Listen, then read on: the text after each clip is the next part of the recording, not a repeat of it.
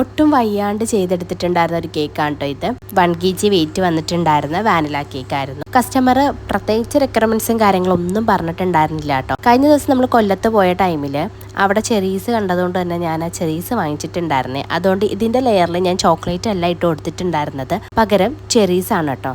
ഇപ്പം മനസ്സിലായില്ലേ, വാനില കേക്കിൽ ഞാൻ ചെറീസും ഇടാറുണ്ട്. ചെറീസ് കിട്ടാത്ത ടൈമിലാണ് കേട്ടോ ലെയറിൽ കുറച്ച് അളവിൽ വൈറ്റ് ചോക്ലേറ്റ് ഇടുന്നത്.